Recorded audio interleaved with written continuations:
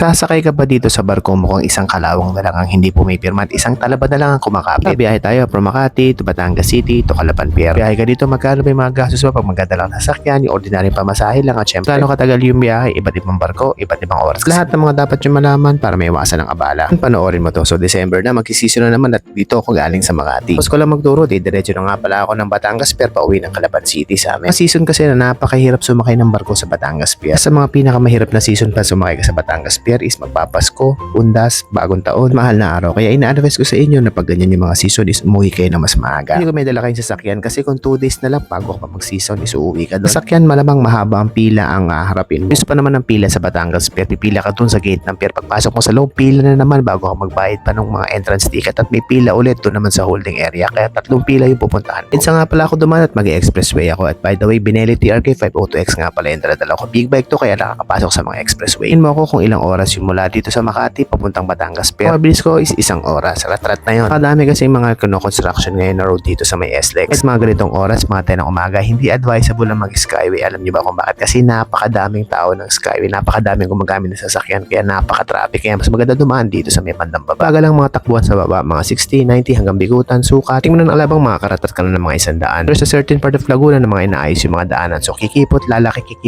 maraming roadblocks. Mag-iingat kayo kapag magdadrive kayo. Alam niyo ba na hindi natatraffic ang big bike sa expressway? Alam niyo ba kung bakit? Kasi nakakasingit to. 1 hour lang nandito na ako sa Batangas City. Dito na ako nga pala ako sa loob na. Ito yung pinaka-holding area nila ngayon kasi wala pa masyadong pila. Kaya dire-diretso pa lang. Para hindi kayo maabala pag may dala kayo sa sasakyan. Pagpasok yung sa gate ng Batangas City, doon kayo pumila sa may holding area mo. Ang malaking waiting siya. Doon kayo kukuha nung parang ticket bago kayo makakuha. Nominal fee at pag may sasakyan kayo, ang babayaran nyo yung 65 pesos. Pagdating naman sa tao is 30 pesos yung tao. Nakahuli ng video, ipopost ko kung magkano yung pamasahe ng lahat ng sasakyan na dadalhin nyo. 4 wheels, kung van man yan, o malaki truck man yan, or pantao. Pati mga schedule ng barko. And by the way, yung mga schedule ng barko dito, hindi ito nauubusan ng barko, depende na lang. Kung may bagyo man is wag na wag kayong sasakay dito o pupunta ng Batangas. Pero kung alam nyo magkakaroon ng signal number 1 kasi automatic, walang biyahe, may stranded lang kayo. Kasi naman na malakas ang ulan at malakas ang alon, sinasabi ng Coast Guard na yung mga maliliit na vessels, yung mga Ocean Jet, Fast Craft, Sprints, pagkat kinakancel na lang yung biyahe. Automatic yan kasi malalaki yung alon, mas delikado. Kaya may biyahe lang isuroro, kaya no choice kayo. May 4 na barko nga pala bumabiyahe ng Batangas Pier papuntang Calapan City yung ruta. Yun ang Montenegro Shipping Line, Starlight Ferries, social at napakamahal na fast cut at syempre ang legendary, kalawang na lang ang hindi pumipirma, ang Baleno. Giging submarino. Nakasakay na ba kayo doon? Comment nyo nga sa baba anong experience nyo. Gusto ko nga matry yun. Kung sinakyan ko is alauna. So ang alauna kasi is Starlight. By the way, ang Montenegro Shipping Lines is 246810. So meaning number sa orasan is Montenegro Shipping Lines. Tapos even numbers mga 135 Starlight Ferries. Kaya hindi siya labas-labas ang nauubusan ng oras or ng barko dito sa pier. Depende na lang kung walang makalanding. Kasi bisan puno yung mga landing nila. Or yung mga docking area due to mga delays sa iba't ibang klase ng mga cargos. At hiwalay nga pala yung mga cargos kaya huwag kayong mag-alala dahil wala kayong makakasabing mga cargo container kasi nakahiwalay sila. LCT yung ginagamit sa kanila. So papark tayo sa loob. Magkano ba ng gastos ko dito pag motor? Pag may dala nga pala kayong motor, big bike man yun o small bike yan. Montenegro and Starlight Ferries, babayaran nyo is 1,300. Pag wala kayong backride, pag may backride kayo, syempre plus 525 yun. Starlight Annapolis nga pala yung sinakyan ko. Isa to sa mga paborito kong barko. Alam niyo ba kung bakit? Napakasimple lang tong barko to pag tayo niyo sa labas. Yung barko ng mga refugee pero napakaganda ng loob nito. At least may upuan na siya at meron pa siyang double deck. So makakahiga ka dito, makakapagpahinga ka ng maayos, matutulog ka. By the way, kung itatanungin mo kung ilang oras yung biyahe, 2.5 hours yung biyahe. Minsan nagiging 3 hours due. Landing at yung katabi na yan yung Baleno. O tingnan nyo, di ba? Para siyang pirate ship or ghost ship. Isang kalawang na lang ang hindi pumipirma. Marina Ferries yan yung LCT. Dyan ginagay yung mga dangerous cargo, yung mga... by the way, may aircon nga pala ito. Ito yung side na may aircon. Napakasarap nga pala dito at napakalamig dito. So dito muna ako mag-stay. Since wala pa akong tulog at pagod galing ng biyahe mula Makati hanggang dito sa Batangas. Huwag kayong mag-alala, mini-maintain yung barko to. Huwag kayong mag-alala, walang surot sa mga higaan dito. At napakalambot na mga foam ng higaan dito. Time check, mag-aalauna na. So, paalis na yung barko. Matutulog muna tayo. 2.5 hours yung biyahe. Sulit na sulit ang tulog mo dito. Doon malambot at syempre, hindi pa naman ganun ka-crowded ngayon. Kasi pagdating ng season talaga, yung tipong December 21, naku, napakadaming tao dito. Unahan dito na. Dito nga pala yung open air nila sa pinakataas. May CR din nga pala ito. At maayos yung mga CR nila dito. Dito napakasarap din dito sa taas na to. Nakahangin nga lang, kaya kung curious ka sa buhok mo, talagang lilipa rin yung ulo mo dito.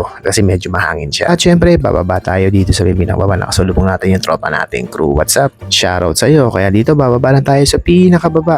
Sa right side, nandyan nga pala yung aircon na combination. Siyempre, pupunta tayo maya-maya doon sa may canteen. May kainan nga rin pala dito, masarap ang mga pagkain dito. Siyempre, simple snack nga lang. Ito yung pinaka-entrance doon sa aircon area kasi akit muna tayo. Itutuloy yung pinaka-pahinga natin. By the way, napakadami nga pala makikita nyo dito. Pag nagbibiyahe kayo mga isla, siyempre, walang katapusan dagat. Linggo-linggo mong ginagawa kagaya ko is mauumay ka na, kabisado ko na nga. Ito nga pala yung kainan nila, diba? Sosyalin. Siyempre, Starbites at may pamagasin pa nga pala dyan, diba? Minsan dito ako nagtatambay na hinginain at alam nyo ba na karamihan ako kumakain dito ang kinakain nila sa mga cup noodles. Although di maganda yun sa kalusugan natin, especially sa kidney natin. Pero may mga food naman sila dito at syempre malapit-lapit na tayo. Nakita niya, yan nga pala ang Isla Verde. Common Island, Marine Sanctuary, and darating time dyan, dadaan yung tuloy na magdidugtong ng Batangas, Isla Verde to Puerto Galera or Mindoro. So malilis na yung biyahin natin pero sabi nila, ang dadaan lang daw sa tuloy na yan is mga private vehicles. Yung mga cargo, yung mga truck, syempre, roro pa rin para hindi mamatay ang roro dito sa Mindoro. Tanaw na natin ang ating destinasyon, ang Calapan Pier. Napakasimple lang ng pier na yan pero napakaganda ng pier na yan. Sa gateway to Oriental Mindoro. Actually sa Mindoro may dalawang pier dito. Actually tatlo. Isang Puerto Galera, Oriental Mindoro, syempre dito sa may Calapan Pier at syempre Abra de Ilo. Kung trip mong mag-Boracay pero by land galing ng Batangas City, pupunta ka dito sa may Oriental Mindoro hanggang sa pinakababa, sasakay ka pa sa may bandang Bulalako lang. So hanggang papuntang Katiklan. Pero kung trip mo meron naman sa Batangas City or Batangas pero parang papuntang Katiklan or Boracay, yung nakikita nyo, yan yung Montenegro Shipping Lines. Kita yung land yan is Santa Margarita nga pala. May mga Santa Lines, may mga Edita. Mas magkakamukha sila, nag-iiba lang sila ng entrance at syempre magpaparesin ng kulit. Ito na nga pala ang Calapan City Pier. On the left side, nakikita nyo ang Montenegro Shipping Lines at in the right side naman, nakikita nyo ang legendary pirate ship, ang Baleno na isang kalawang na lang ang hindi pumipirma. Ito lang pero gusto ko rin masakyan niya para ma-experience ko. Actually, sa loob ng 5 taon, pabalik-balik ko linggo-linggo from Manila, Calapan, Batangas. Hindi ko pa nasasakyan yan. By the way, magkano nga pala ng gastos natin? Syempre, gasolina, hiwalay na natin pamasahe na. So, pagkapasok kayo ng Batangas City or Batangas Pier is magbabayad kayo ng 65 pesos para sa terminal fee. Tapos yung pamasahe ng pinakabarko nyo is 1,300. Yun lang. Akalat ko yung 525 ang isa. So, yun din yung pamasahe nga pala pag nasa loob kayo ng Batangas Pier o Batangas Terminal. Parehas nga pala ang pamasahe ng mga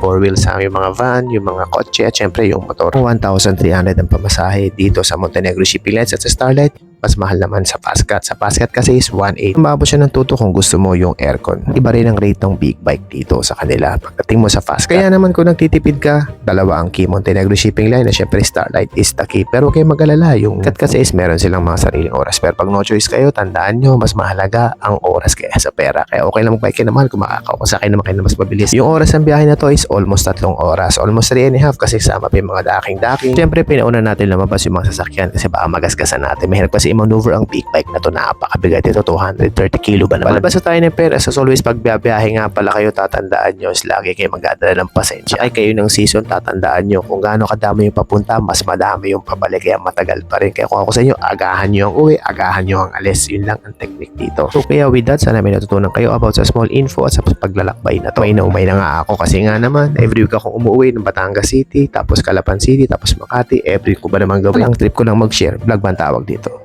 I don't think so. Always sa pagbabiyahe kayo, dapat siguraduhin nyo may kompletong tulog kayo. At syempre, mag-iingat kayo palagi. And so with that, God bless nga pala everyone. At syempre, Merry Christmas din and Happy Prosperous New Year sa lahat. I love you all. Ingat tayong lahat. God bless.